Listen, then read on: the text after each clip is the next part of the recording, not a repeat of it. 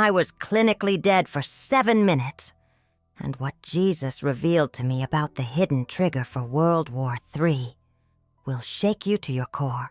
My name is Sarah Chen, and I'm a 34-year-old emergency room physician from Seattle.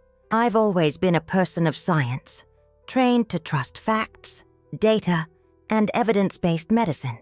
I never believed in those near-death experience stories that patients sometimes shared with me.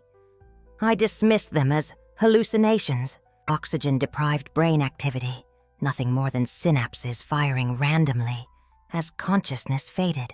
But what I experienced 3 months ago defied every scientific explanation I'd been taught and revealed truths about our world that I never could have imagined. I was finishing a grueling 18-hour shift at Seattle General Hospital. It had been one of those nights where everything that could go wrong did go wrong. We'd lost 2 patients, saved 3 others, and I was running on nothing but coffee and pure adrenaline. I remember feeling exhausted but oddly satisfied because we'd managed to stabilize a young mother who'd been brought in after a severe car accident. Her 2 children were waiting in the family room, and seeing their relief when I told them their mother would be okay. That's why I became a doctor.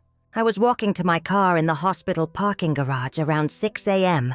when everything changed in an instant. The fluorescent lights were flickering overhead, casting strange shadows between the concrete pillars. I remember feeling dizzy, attributing it to the exhaustion and lack of sleep. Then suddenly, there was this crushing pain in my chest, like someone had reached inside and squeezed my heart with a vice grip. I collapsed right there between 2 cars, my keys scattered across the cold concrete. The pain was unlike anything I'd ever experienced. And as an ER doctor, I've seen pain in all its forms.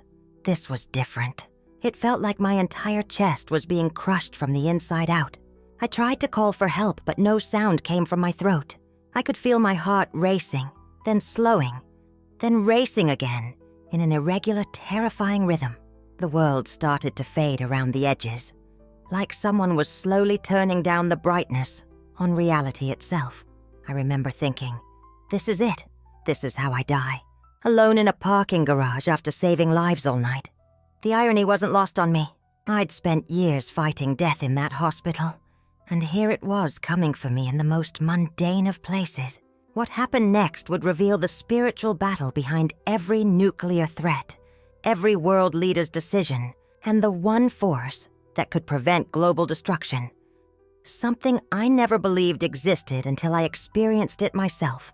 The first thing I noticed wasn't sight or sound. It was this incredible sense of weightlessness. You know that moment when you're falling asleep and suddenly feel like you're floating? Multiply that sensation by 1,000.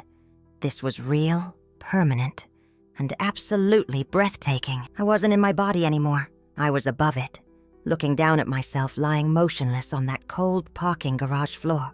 I could see everything with perfect clarity. My white coat was twisted around my torso. My stethoscope had fallen beside my head, and my face was pale, almost gray, in the harsh fluorescent light. But here's what struck me most. I looked peaceful. All the stress and exhaustion from those 18 grueling hours had simply melted away from my features, like watching ice dissolve in warm sunlight. I tried to move toward my body, thinking somehow I could slip back inside and wake up. But I found myself moving in the opposite direction, not away from the parking garage, but up through the concrete ceiling, through the floors of the hospital, through the roof, and into the morning sky. The sensation of moving upward was unlike anything I'd ever experienced. Imagine being inside a gentle elevator that moves not just up, but through dimensions you never knew existed. It was smooth, effortless, as if an invisible force understood exactly where I needed to go. The city below me grew smaller and smaller, until Seattle looked like a detailed miniature model. Then something extraordinary happened. The sky around me began to transform. The pale morning light started to intensify, not harsh like staring into the sun, but warm and welcoming like being wrapped in liquid gold. This light seemed to come from everywhere at once, above, below, around me, as if I was swimming in pure, luminous love made visible. The light had substance to it. I could feel it against my skin, or whatever I was now, that I wasn't in my physical body. It was warm, comforting, and filled with what I can only describe as pure love. Not the conditional love we experience in human relationships, but something deeper, more fundamental. The kind of love that says, you are known, you are accepted, you are home. As I moved through this ocean of light, I began to hear something that made my soul, and I use that word deliberately now, resonate with joy. It was music, but not music as we understand it on Earth. This was harmony given form, mathematics made audible, the very frequency of creation itself. Every note seemed to tell a story. Every chord painted colors I'd never seen before, and every melody wrapped around me like an embrace from the universe itself. I don't know how long I traveled through this realm of light and sound. Time didn't seem to exist the way it does here. Minutes could have been hours. Hours could have been seconds. All I knew was that I was moving towards something, or someone, and every part of my being was filled with anticipation. That's when I saw him. At first, he was just a figure of light in the distance, brighter than everything around him, but somehow not blinding. As I drew closer, the light began to take on human form, and I knew, not with my mind, but with every fiber of my being, that I was approaching Jesus Christ. He was more beautiful than any artistic representation I'd ever seen. His face radiated compassion and wisdom. His eyes held depths of understanding that seemed to contain the history of every soul that had ever lived. When he smiled at me, I felt like I was seeing myself through the eyes of perfect love for the first time in my life. "Sarah," he said, and his voice was like coming home after a lifetime of wandering. It resonated not just in my ears but in my chest, my heart, my very essence. "I've been waiting for you."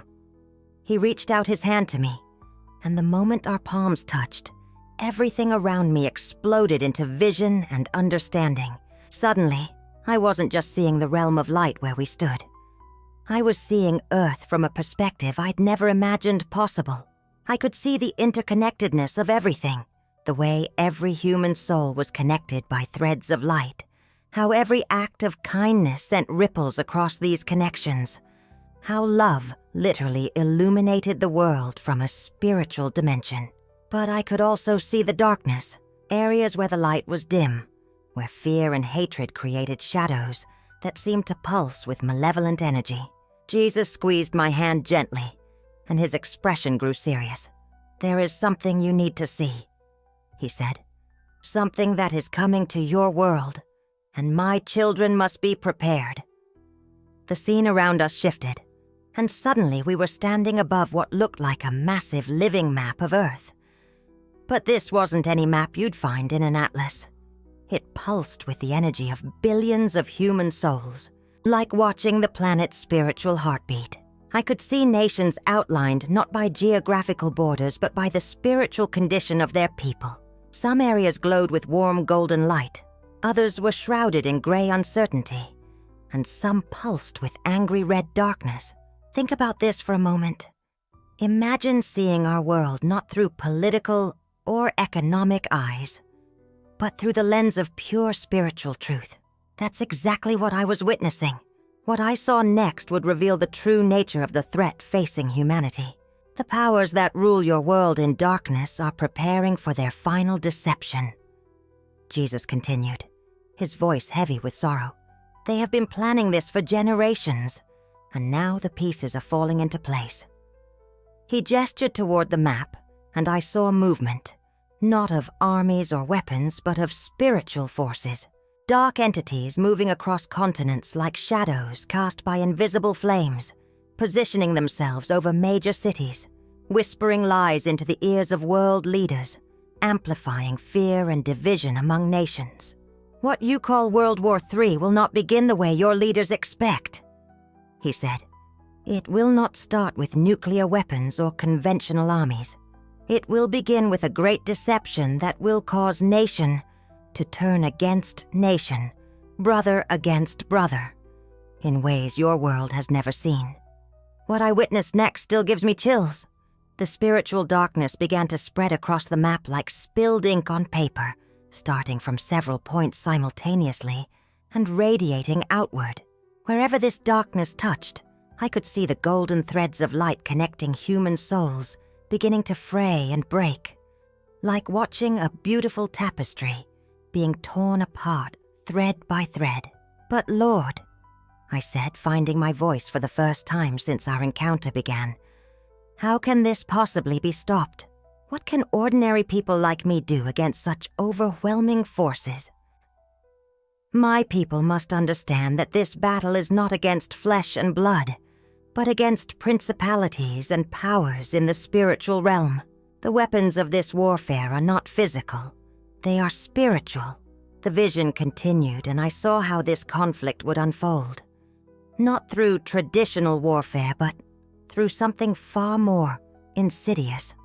Social media and technology weaponized to spread division faster than any physical army could march. Economic systems manipulated to create the kind of desperation that drives people to unthinkable acts. Religious differences exploited to justify the unjustifiable. But here's what gave me hope in the midst of this terrifying vision. I also saw pockets of light that remained steady, even as the darkness spread. Picture lighthouses during a fierce storm. That's exactly what these communities looked like. People who understood the spiritual nature of this battle, who were prepared not with weapons but with prayer, not with hatred but with unshakable faith. "These are my remnant," Jesus explained, his voice filled with both sorrow and hope. "These are the ones who will stand in the gap when the darkness seems overwhelming. They understand that love is the most powerful force in the universe, stronger than any weapon, more effective than any army." He paused, and the intensity of his gaze seemed to look directly into my soul. "You must return and tell them what you have seen. Time is shorter than most realize. The signs are already beginning to manifest in your world. The increase in natural disasters, the breakdown of social order, the rise of leaders who speak peace but plan war." As he spoke, images flashed before my eyes like a high-speed movie reel. I saw specific events that would serve as markers, signs that this deception was about to begin. Technology used to monitor and control populations in ways that would make totalitarian regimes of the past look primitive. Food shortages manufactured to create compliance. People so desperate they'd trade their freedom for their next meal. The global economy restructured to serve those who worship power instead of the divine. But through it all, I kept seeing those pockets of light. People who remained connected to divine love, even in the darkest circumstances. Think of them as spiritual anchor points in a world being swept away by fear. They were the key to everything that was coming. Jesus looked at me one more time, his expression mixing sorrow for what was to come with hope for what could be. "Remember, Sarah, love conquers all. Light always dispels darkness, and I am always with my people, even unto the end of the age." But what Jesus was about to reveal would challenge everything I thought I knew about global politics and spiritual warfare. As I looked into his eyes, visions began flooding my mind. Jesus placed his hand gently on my forehead, and suddenly, the peaceful garden around us transformed into something entirely different. I was no longer just standing there. I was witnessing events that hadn't happened yet, but would soon unfold on earth. "My child," Jesus said, his voice both gentle and urgent, "you must see what is coming, so you can understand why love is more important than ever before." The first vision hit me like a wave. I saw a massive map of the world, but it wasn't like any map I'd ever seen. Countries were outlined in different colors, some red, some blue, some flickering between the two. And there, in the center of it all, was Russia, pulsing with an intense crimson light. Jesus began to speak as the vision unfolded before us. "Vladimir Putin has signed what they call the Putin Doctrine. In your world, they see it as politics, as strategy, as power. But I see it as something far more dangerous. A trigger that will set in motion events that could lead humanity to its darkest hour. I watched in horror as the vision showed me nuclear weapons, thousands of them, scattered across the globe like deadly seeds waiting to sprout. But these weren't just weapons I was seeing. Each one carried with it the potential for unimaginable suffering, for the loss of millions of innocent souls. The doctrine, Jesus continued, his voice heavy with sorrow, allows nuclear response not just to nuclear attacks, but to conventional attacks backed by nuclear powers. Do you understand what this means, my child? I struggled to comprehend the magnitude of what I was witnessing. The vision showed me scenarios playing out like a terrible movie. Conventional military support from one nation, triggering nuclear retaliation from another. The domino effect was terrifying. One decision, one moment of fear or pride, could unleash destruction beyond anything humanity had ever experienced. But then Jesus showed me something even more profound. Behind each world leader, behind every general and every politician, I could see their souls. Some were darkened by fear, others by anger, and many by an overwhelming desire for power. But what struck me most was that none of them, not one, truly wanted the destruction they were capable of unleashing. They are all my children, Jesus said, gesturing toward the vision of world leaders. Putin, Biden, Xi Jinping, all of them. They carry the same divine spark you do, the same capacity for love and forgiveness. But they have forgotten this truth in their pursuit of what they believe will protect their people. The vision shifted and I saw something that took my breath away. I witnessed the moment when Putin signed the doctrine. But I wasn't just seeing the political act. I was seeing into his heart. I saw a man driven by genuine fear for his country, shaped by decades of conflict and mistrust. I saw him as a child, innocent and hopeful, before the world had hardened his heart. This is what the world doesn't understand, Jesus explained. When you judge these leaders as evil, when you see them only as enemies, you miss the fundamental truth that could save everything. They are souls lost in darkness, crying out for light, just as you once were. I began to understand why Jesus was showing me this. The Putin Doctrine wasn't just a political document. It was a symptom of humanity's deeper spiritual crisis. The nuclear threat wasn't really about weapons. It was about fear, mistrust, and the illusion of separation that had infected human hearts worldwide. The vision expanded and I saw the ripple effects spreading across the globe. I watched as other nations responded with their own doctrines, their own preparations, their own justifications for potentially unthinkable actions. The fear was spreading like a virus, and with each new policy, each new threat, humanity was stepping closer to the edge of an abyss. But then Jesus showed me something beautiful that brought tears to my eyes. In the midst of all this darkness, I saw points of light scattered across the earth. Millions of people, ordinary people like you and me, who were praying, who were choosing love over fear, who were reaching across the divides that their leaders had created. This is the real power, Jesus said, pointing to these lights. Not the weapons, not the doctrines, not the threats. The power to change everything lies in the hearts of those who choose love when the world chooses fear. I witnessed families in Russia, America, China, and every nation, all fundamentally the same in their hopes and dreams. Parents wanting safety for their children, young people dreaming of a peaceful future, elderly souls praying for wisdom to prevail. The artificial boundaries created by politics dissolved when I looked at humanity through divine eyes. Jesus then revealed to me the hidden trigger I had been promised to understand. It wasn't a secret weapon or a classified strategy. The trigger was something far more subtle and far more dangerous. The moment when enough people would choose fear over love, when enough hearts would close to the possibility of peace.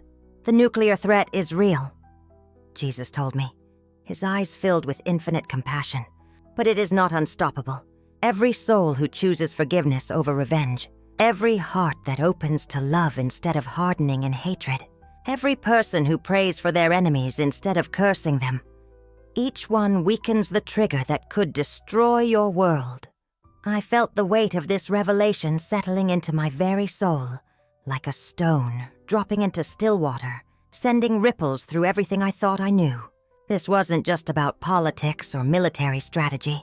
This was about the spiritual battle between love and fear that plays out in every human heart every single day. But what can I do? I asked Jesus, feeling smaller than a grain of sand in the face of such overwhelming global forces. I'm just one person. How can I possibly make a difference when world leaders are making decisions that could affect billions? Jesus smiled, and his smile contained all the warmth and assurance I needed, like being wrapped in the embrace of unconditional love itself. My dear child, you are never just one person. You are a divine soul with the power to influence countless others through your love, your forgiveness, your choice, to see divinity in every human being, even those the world calls enemies. He showed me one final vision that changed everything I thought I knew about my own life. I saw myself returning to my body, recovering from my near-death experience, and then living differently, not dramatically different. I wasn't called to become a world leader or a famous speaker, but different in the ways that truly mattered, like a single candle lighting up a dark room. I saw myself choosing patience when others chose anger. I saw myself praying for world leaders instead of condemning them. I saw myself spreading the message that every soul, Russian, American, Chinese, Ukrainian, Iranian, every single soul carries the same divine light that can either kindle love or feed the flames of destruction. What struck me most was how simple yet profound this calling was. As the intensity of these visions began to overwhelm me, Jesus offered the final piece of understanding. This is how you change the world, Jesus told me as the visions began to fade. Not through politics or protest, but through the daily choice to love instead of fear, to pray instead of panic, to trust in divine love instead of human weapons. When I returned to my body 7 minutes later, everything had changed. Not the world around me. The Putin Doctrine was still in effect. The nuclear threats were still real.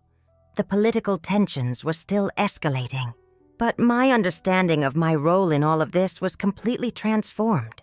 I realized that every time I choose to see an enemy as a lost soul needing love instead of a threat to be feared, I weaken the spiritual darkness that drives all human conflict.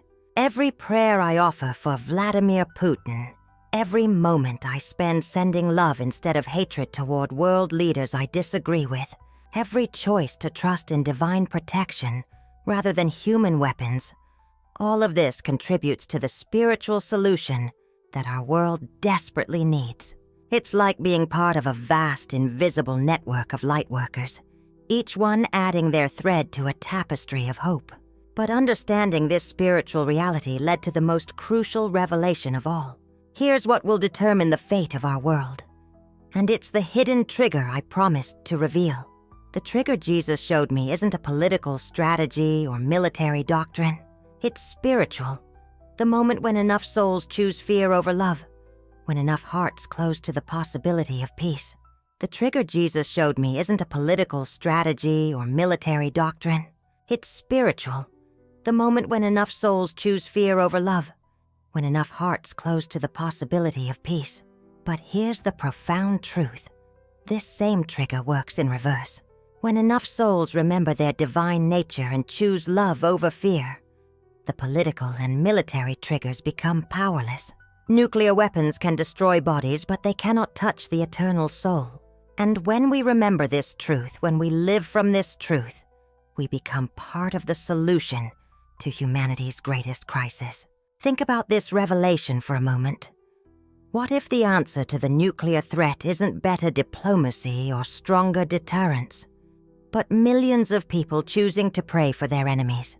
What if the key to world peace isn't in the hands of politicians, but in your hands, in my hands, in the hands of every soul willing to love instead of fear?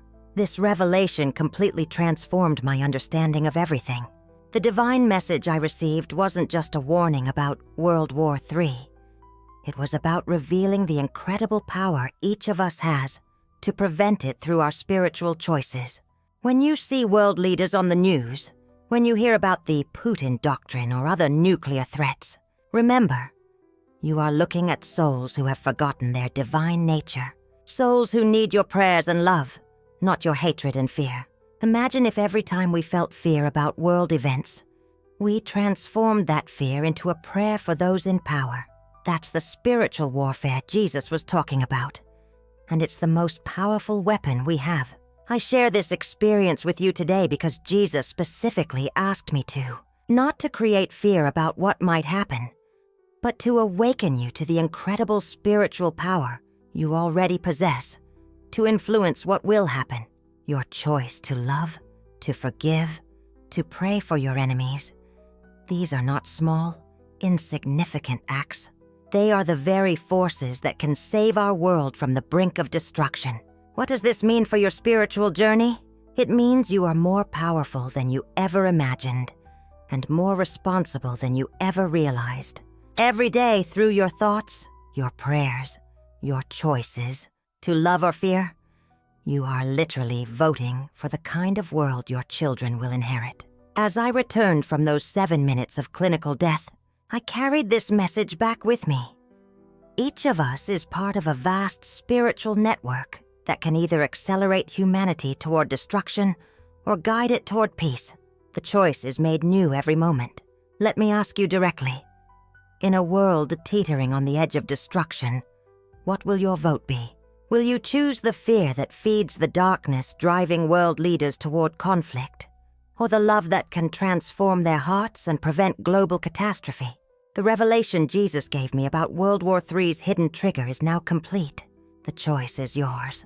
The power to change everything has always been in your hands. I'd love to hear how this revelation speaks to your heart. How will you choose love over fear in your own life? How will you pray for world leaders, even those the world calls enemies? Your spiritual transformation might be exactly what our world needs to step back from the brink and choose peace instead of destruction.